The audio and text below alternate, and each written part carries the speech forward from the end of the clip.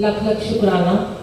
देखिए संगत जी, कितने खुश होते हैं संगत जी जब गुरु जी का शुक्राना करते हैं ना, और गुरु जी बहुत खुश हो जाते हैं कि गुरु जी ने हमें वो सब दे दिया जो हमें जीवन में जिस चीज की कमी थी ना, वो आज हमें सब कुछ मिल गया। परमात्मा से तो सब पहले से ही जुड़े हुए हैं, बहुत सालों से जुड़े हुए हैं, बचपन से सब अपनी आध्यात्मिक जर्नी में जुड़े हुए हैं। पर मुझे भी कभी कोई किसी गुरु से नहीं जोड़ सकता था, क्योंकि मैं शुरू से गुरुद्वारे को मानती हूँ। तो कहते हैं कि एक बार ना गुरु का होना जीवन में बहुत जरूरी है। पर हमारे ये जो गुरु जी हैं, ये कोई ऐसी दीक्षा नहीं देते हैं, ना ही ये कोई नाम दान देते हैं, ना ही ये कहते हैं कि तुम जाके मंदिरों में घंटियां बजाओ और जाके शिवालय पे जल चढ़ाओ, लाइनों में लगो। ऐसा कुछ नहीं उन्होंने कहा। ये बड़े सिंपल गुरु जी हैं। हाँ, बड़ी हाई फाई तरीके से इन्होंने रहना सिखाया। खुद भी ऐसे ही रहते हैं, आपने देखा होगा, इतने सुंदर सुंदर रेशमी चोले ये खुद नहीं पहनते होते थे, इनको संगत नहीं पहनाई है, ये संगत का प्यार है। गुरु जी ने एक ही बात कही, चंगा खाओ चंगा पियो ऐश करो। ऐश करने का ये मतलब नहीं है कि जाके डिस्को में जाओ, पब में जाओ, शराबें पियो और नॉनवेज खाओ, वो ऐश करने का मतलब नहीं है। ऐश करने का ये मतलब है कि खुद भी खुश रहो और दूसरों को भी खुश रखो। ये गुरु जी का एक सबसे बड़ा सिद्धांत है कि ना तो खुद आप उदास हो और ना दूसरों को उदास करो, और ना तो किसी से जेलस करो, ना किसी की निंदा चुगली करो, ना किसी से कोई प्रतिस्पर्धा रखो, अहम को त्याग दो। सबसे बड़ी बात गुरु जी ने कहा, अपने अहंकार को छोड़ो। जब आप अपना अहंकार छोड़ते हो ना, तो आप और नीवे हो जाते हो संगत जी। नीवे नीवे नीवे मतलब हम नम्र होते चले जाते हैं। तो जो गुरु जी के दरबार में आता है वो नम्र होता चला जाता है। यहाँ पर शायद संगत कुछ ऐसी है, और मैंने सुना था कि कोई दिल्ली से बाहर से भी आए हुए हैं, क्योंकि आंटी के बेटे का फर्स्ट बर्थडे है। देखिए, जब भी गुरु जी का सत्संग होता है, कभी तो गुरु जी बड़ी खुशी खुशी सब कुछ कराते हैं, पर कभी कभी ना भक्तों की बहुत बड़ी परीक्षा लेते हैं। पहले तो मैं उनका शुक्राना करती हूँ। गुरु जी कहते हैं वैसे यहाँ किसी का नाम नहीं लेना चाहिए, पर हाँ, जब भी कोई आपको गुरु जी से जोड़ता है तो उसका शुक्राना करना पड़ता है। फिर गुरु जी की संगत से जो कोई जोड़ता है उसका भी शुक्राना करना पड़ता है। तो हमारे यहाँ पर एक, हम मियाँवाली में ही रहते हैं, और इधर ही बहराइच में हमारे अंकल है, दीवा नेल्स, जिनका नेल स्टूडियो है। मैं तो वहाँ पे जाती थी, अभी नया नया जाना शुरू हुई, तो मैंने वहाँ गुरु जी का स्वरूप लगा देखा। फिर ऐसे ही मैं गुरु जी की बातें करने लगी, तो उन्होंने बताया कि मैं भी मियाँवाली में रहता हूँ। तो मैं पहले आज उनका शुक्राना करती हूँ कि उन्होंने इनको हमारे बारे में बताया कि इनसे सेवा लो। हम कौन है, हमें तो ना ही मियाँवाली में रहते हैं, पर हमें नहीं जानते हैं।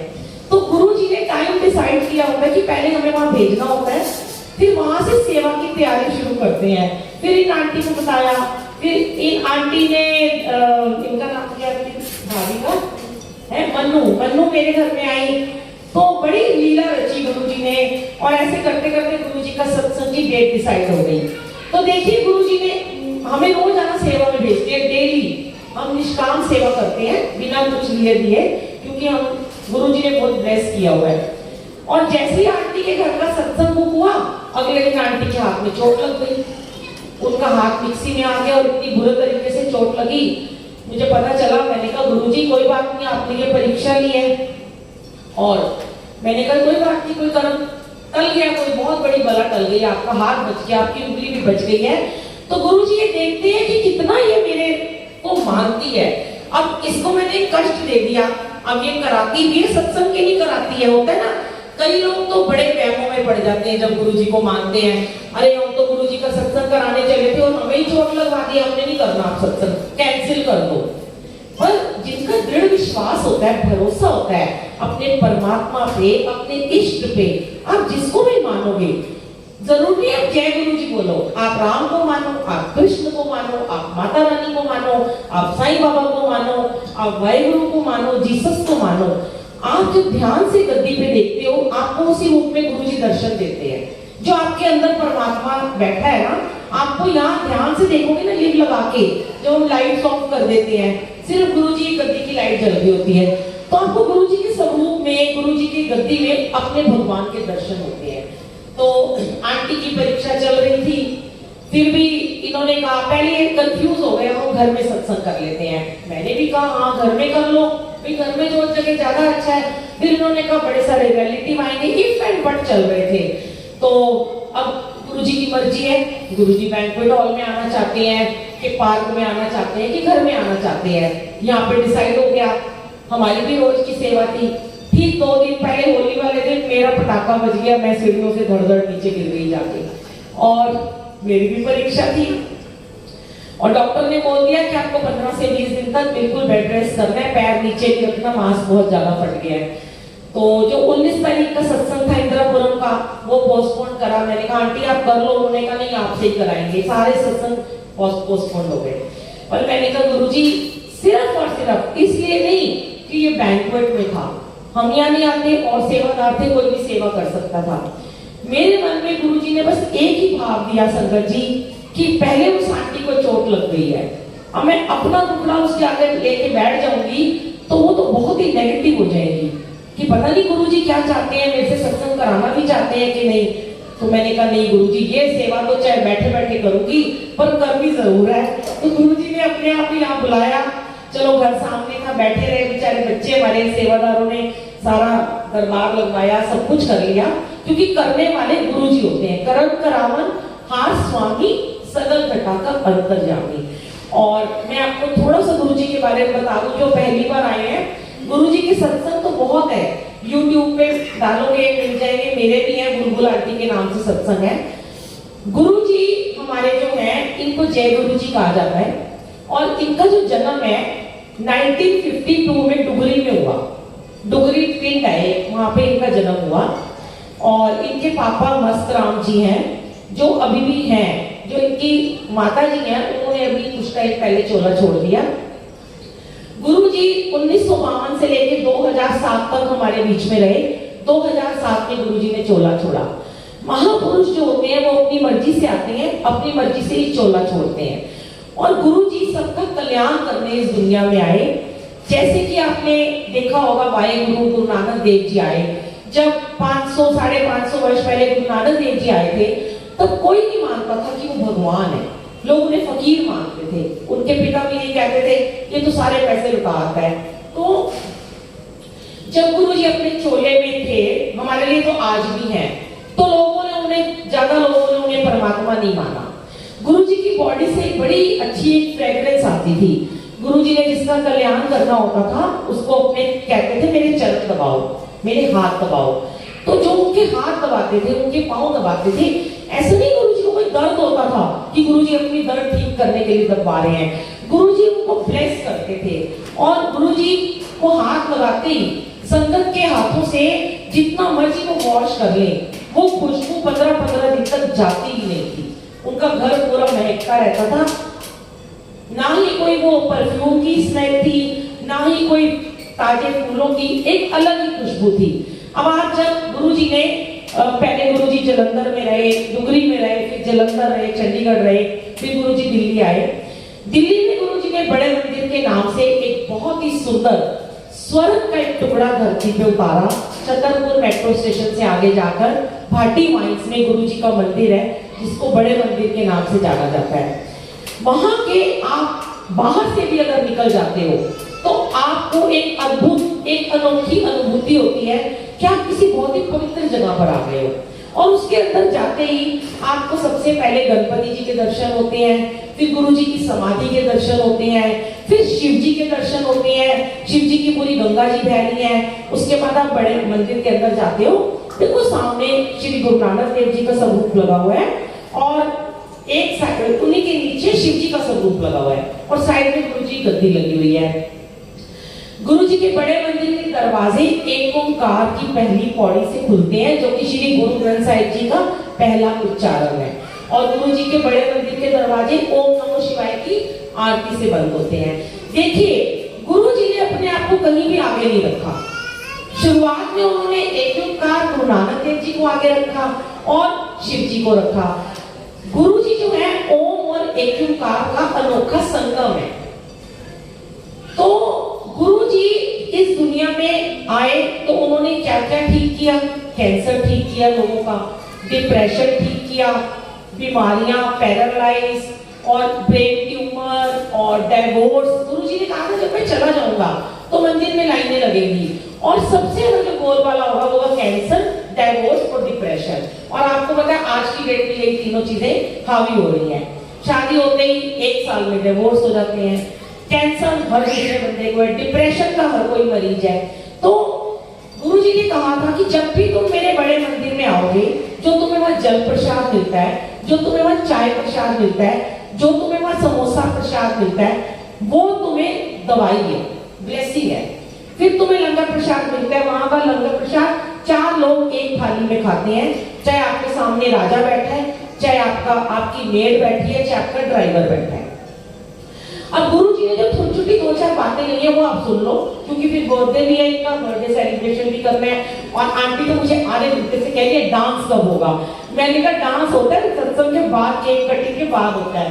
तो इन्हें लगा शायद बीच में हम डांस करते हैं। कल आंटी ने मुझे बोला आप भजन सुनाओगे? मैंने कहा aunty I am not a singer, और आपका मन है तो मैं 2 लाइन सुना दूंगी। मैं तो बाथरूम सिंगर हूँ, पर गुरुजी ने ब्लेस किया है, उनके आगे हम 2 लाइन सुना देते हैं। तो संगत जी, जो आपको अभी प्रसाद मिला है वो आपकी, आंटी फोटो मत खींचो अभी, छोड़ दो बच्चे की फोटो खींचना, वो आपकी सबसे बड़ी ब्लेसिंग थी जो आप किसी को पास नहीं कर सकते। अब आपको यहाँ पर क्या होता है, आप सोचोगे यहाँ तो बैंक्वेट में हम आए हैं, यहाँ पर तो बुफे लगा हुआ है और ये लोग तो हमारे हाथ में प्रसाद दे रहे हैं। तो गुरुजी ने ना अपने टाइम में भी बुफे सिस्टम को मना किया, क्योंकि यहाँ पे ना संगत जी कोई दिखावा नहीं है। गुरुजी कहते हैं मेरे दरबार में दिखावा नाम की कोई चीज नहीं है। जो बैठेगा वो जमीन पे ही बैठेगा। अब हाँ, अब बुजुर्ग लोग हैं, हम तो जहाँ घरों में सत्संग करने जाते हैं वहां तो मैं गुरुजी गद्दी का एक सोफा नहीं लगाने देती हूँ, पर ये इन्होंने बैंक्वेट वालों ने कहा हमारे सोफे जाएंगे कहाँ, लगा दिए। अब जब लग गए हैं तो लोग बैठेंगे, अगर नहीं होते तो आप जमीन पे बैठते, तो आपके कर्म कटते, आपके घुटने ठीक होते, आपकी बैक पेन ठीक हो जाती इस बहाने। पर आप लोग नहीं मानने, पहली बार आए हो। अगली बार जब गुरुजी के सत्संग में जाओ ना, चाहे आपको बड़ी बड़ी चेयर दिखे, पर आप जमीन पे बैठना, आपके कर्म तभी कटेंगे जमीन पे बैठने से। तो जो यहाँ प्रसाद मिलता है वो हम आपको लंगर प्रसाद प्लेट में डाल के, पहले हम 1-1 चपाती आपको हाथ में देंगे, जो भी सब्जियां हमारे सेवादार डालेंगे। उसके बाद आप उठ के अपनी रिफिलिंग कर सकते हो, क्योंकि यहाँ पे इन्होंने इतने सारे पकवान बनाए हैं। गुरुजी ने तो कहा है 1 दाल, 1 सूखी सब्जी, सलाद, चटनी, रोटी, प्रसाद और 1 मीठा होना चाहिए बस। पर बच्चे का बर्थडे है तो जब बैंक्वेट वाले दे रहे हैं तो फिर क्यों ना ले भाई, अपने पैसे क्यों वेस्ट करें, प्लेट के पैसे तो लग रही है, तो हम 2 चीजें दे रहे हैं, 10 नहीं खानी तो पड़ेगी ना। तो आप लोगों को एक बार तो थाली हाथ में मिल जाएगी। उसके बाद बिना शोर करे उठ के जाइए, अपनी प्लेट में अपना प्रसाद डालिए और अपनी जगह बैठ के खाइए। क्योंकि जो प्रसाद होता है ना संगत जी, ये जो लंगर प्रसाद होता है ना, ये आपके लिए मेडिसिन है। अभी गुरुजी इस टाइम सुपर स्पेशलिस्ट डॉक्टर बन रहे हैं, वो आपका ट्रीटमेंट करेंगे। अब आप बोलो हमें तो कोई बीमारी नहीं है, हो सकता है कल आने वाले टाइम में आपको बहुत बड़ी बीमारी निकल आए। तो ये जो आपको यहाँ जो भी बना है, चाहे जिसने भी बनाया है, पर ये जब गुरुजी ने भोग लगा दिया, ये मिक्स हो गया, ये आपकी दवाई बन गई, मेडिसिन बन गई है। अब आपको इस मेडिसिन को, बच्चों बैठ जाओ इतने से, आप लोग ना प्लीज खुद बच्चों के साथ खेल रहे हो, इसीलिए बच्चे शोर मचा रहे हैं। ये जो दवाई है ना, इसको एक इसकी बूंद कीमती है, क्योंकि ये भोग लग गया है। उतना लेना प्लेट में जितना आप खा सको। जूठा नहीं छोड़ना, बहुत पाप लगता है जूठा छोड़ने से। और जिसके भी कोई कष्ट है, जिसको कोई प्रॉब्लम है, वो एक बार बड़े मंदिर जरूर जाए। अब बड़े मंदिर खुल गया है सबके लिए, बीच में कोविड की वजह से बंद हो गया था। मंडे को 8 बजे से लेके 8 बजे तक खुला रहता है, मंगल बुध को मंदिर बंद होता है, वीरवार, शुक्रवार, शनिवार, इतवार शाम को 4 से 8 बजे तक मंदिर अभी खुल रहा है। वहां जाइए, दर्शन करिए, प्रसाद लीजिए, ब्लेसिंग लीजिए गुरुजी की और वापस आइए। और आप किसी भी सत्संग में जब आप जाते हो तो वहां पे जो भी आपको प्रसाद मिलता है वो गुरुजी की तरफ से दवाई है। यहाँ खाओगे दवाई है, इसको सोचोगे कि अब मैं ये खा लूं। और ये भी मत सोचना, आज मैं आपको एक बात बता दूं, यहाँ जितना भी मीठा प्रसाद है, चाहे एक चम्मच मुंह लगाना, जितने भी शुगर के पेशेंट हैं, ये मत सोचना हम तो मीठा नहीं खाते। गुरुजी अपने समय में 4-4 लड्डू खिला के ब्लेस करते, इतनी जलेबियां खिलाते थे, इतना इतना हलवा प्रसाद। और जिसको मिर्चें लगती हैं उसका अल्सर ठीक कर देते हैं, उसकी प्रॉब्लम ठीक करते हैं। इतने ऐसे सत्संग है कि मैं अगर बताने लगी तो पूरी रात ही बीत जाएगी। कितना गुरुजी ने कैंसर को ठीक किया, पैरालाइज को ठीक किया, डायलिसिस को खत्म कर दिया, सिर्फ और सिर्फ इनके मंत्र जाप ने। जो आपने लास्ट में भी मंत्र जाप सुना है ना, आप इसको अपने घर में चलाया करो। YouTube पे डालो गुरुजी मंत्र जाप, ये 5 मिनट का भी आता है, ये 20 मिनट का भी आता है, ये 1 घंटा 9 मिनट का भी आता है, ये 1.5 घंटे का भी आता है। चलते रह दिया करो। जैसे जैसे आपके घर में संगत जी मंत्र जाप चलेगा, तैसे तैसे आपके घर की सारी नेगेटिविटी दूर होएगी, आपके घर में ब्लेसिंग बढ़ती चली जाएगी और बीमारियों का नाश होता चला जाएगा, बरकत बढ़ेगी। काम धंधे पे जाओ, अपने ऑफिस में जाके ही मंत्र जाप चलाओ। जिनके बिजनेस नहीं चलते वो अपने ऑफिस में मंत्र जाप चला के जल प्रसाद रखो। वो जल गुरुजी ब्लेस करते हैं, उस जल को सबको दो, पियो, छिटा मारो, जो मर्जी करो। और ये जो चंदन का टीका लगाते हैं ये भी बहुत फायदेमंद होता है। गुरुजी के चरणों में टीका लगाओ, अपने माथे पे लगाओ, आपके यहाँ के चक्र सारे खुल जाएंगे, आपकी किस्मत बिल्कुल बदल जाएगी। तो अभी इतनी इजाजत बहुत है, ठीक है? केक आ गया है? अच्छा, तो आंटी का एक हुक्म था, 2 लाइनें में सुना दूं, आंटी मुझे बाद में बोलेंगे आपने नहीं सुनाया था। हम ना सारे गाने ना गुरुजी के लिए गाते हैं। अभी हमने जितने शब्द, ये जो शब्द गुरबानी आपने सुनी है ना, ये हमारी जो अंदर की हमारी गंदगी है ना उसको प्योर करती है बानी। चाहे समझ आए ना आए, सुना करो। अब मैं तो बहुत गाने भी गाती हूँ गुरुजी के लिए, भजन भी गा लेती हूँ। तो गुरुजी ने अपने जाने से पहले जब चोला छोड़ा था, सदा मासूम एक सिंगर है, उनसे गुरुजी ने 33 टाइम लग जा गले सुना था कि लग जा गले कि अब ये हंसी रात हो ना हो। ये गुरुजी ने उनसे सुना था, क्योंकि गुरुजी को पता था कि वो जाने वाले हैं 3 दिन के बाद। 27 तारीख को सुना था और 31 मई को गुरुजी ने चोला छोड़ा था। तो गुरुजी के लिए सब बहुत गाने गाते हैं, पर एक गाना है, एक भजन है जो गुरुजी हमेशा मेरे लिए गाते हैं। जब मैं बड़ी परेशान होती हूँ या जब कभी मेरे आंसू निकलते थे, अब तो मैं शुक्राना करती हूँ, क्योंकि अगर दुख हो सुख हो मुझे कोई शिकायत नहीं है गुरुजी से, सिर्फ शुक्राना। अभी ना मुझे बड़े सारे लोग लिख रहे थे, ओ आपको चोट लग गई, तो मैं उनको लिख रही थी शुक्राना गुरुजी, मुझे हंसी आ रही थी, ये भी शुक्राना कर रही है, चोट लग गई तो भी शुक्राना। कोई बात नहीं, मालिक की रजा, हड्डी नहीं टूटी, ना प्लास्टर लगा, इतने से मैं टाल दिया। क्यों गुरुजी कह रहे थोड़े दिन तू घर बैठ के आराम भी फरमा ले, वो उनकी मर्जी है, रोज सत्संग में भेज रहे थे, सर्वाइकल बहुत बढ़ गया था, कह रहे थोड़े दिन रेस्ट करो। तो ठीक है, जैसी मालिक की मर्जी। तो गुरुजी हमारे लिए, आप जब भी उदास होंगे ना, आप ये वाला भजन सुनना, आपको ऐसे लेकर ध्यान से सुनना कि गुरुजी ना आपके लिए गा रहे हैं ये लाइन। तूफान के आगे तेरा दिल घबराता है, मैं साथ हूँ तेरे, क्यों भूल जाता है। जब आँख तेरी भरती दिल मेरा रोता है, तेरे आंसू का कतरा मेरी आँख में होता है। जब दुख में हो बेटा तो बाप भी रोता है, पल पल तेरे साथ मैं रहता हूँ। डरने की क्या बात जब मैं बैठा हूँ, पल पल तेरे साथ मैं रहता हूँ। जय गुरुजी, शुक्राना गुरुजी। ये गुरुजी सबके लिए गाते हैं कि डरने की क्या बात जब मैं बैठा हूँ। तो यहाँ आयो ना, फुल सरेंडर कर दो और आज यहाँ से मालिक को कह के जाओ, गुरुजी हमारे घर चलो, हमारा हाथ तो बड़ा कमजोर है, आपका हाथ बड़ा मजबूत है, हमारा हाथ थाम लेना जो कभी नहीं छूटेगा। ये हाथ आपके हाथों में आ गया तो ये कभी नहीं छूटेगा, क्योंकि वो जब हम गुरुजी को कहते हैं, जब कोई बात बिगड़ जाए, जब कोई मुश्किल पड़ जाए, तुम देना साथ मेरा ओ हम नवाज।